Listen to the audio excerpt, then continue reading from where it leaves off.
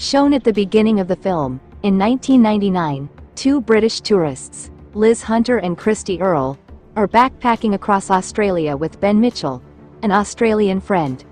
Ben buys a dilapidated car for their journey from Broome to Cairns, Queensland via the Great Northern Highway. The trio makes a stop at Wolf Creek National Park. Hours later, they discover that their watches have stopped and the car will not start.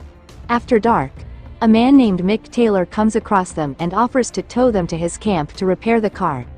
The group goes with him to an abandoned mining site several hours south of Wolf Creek. Mick regales them with tall stories of his past while making a show of fixing their car. He then gives the group water, which causes them to fall unconscious. Liz awakens gagged and tied in a shed. She breaks free and hears Mick torturing Christy in a garage. It is implied that Mick had sexually assaulted her.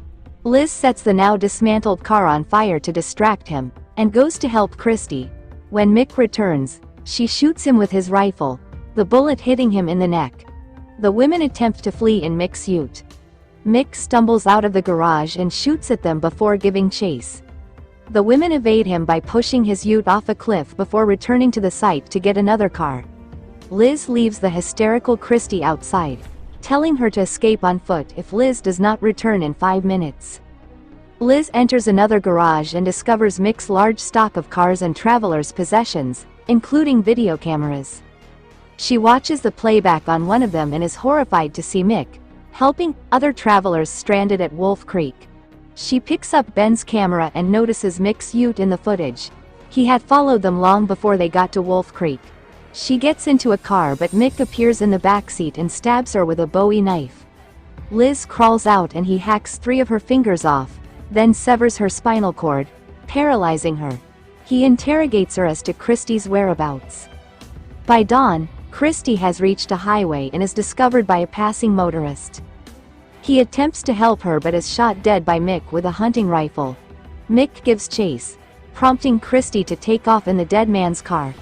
Christy sideswipes Mick's car into a ditch when he pulls up alongside and begins to get away, but Mick emerges and shoots out her back tire, causing her in turn to drive into a ditch, rolling the car.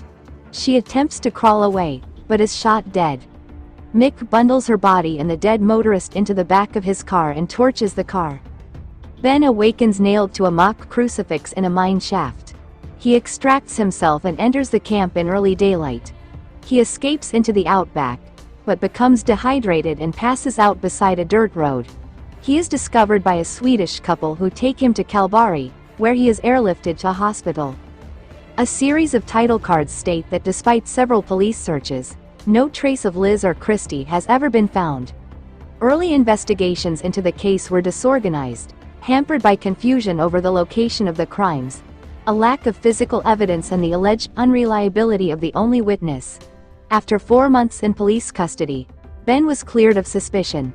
The film ends with Mick walking into the sunset with his rifle.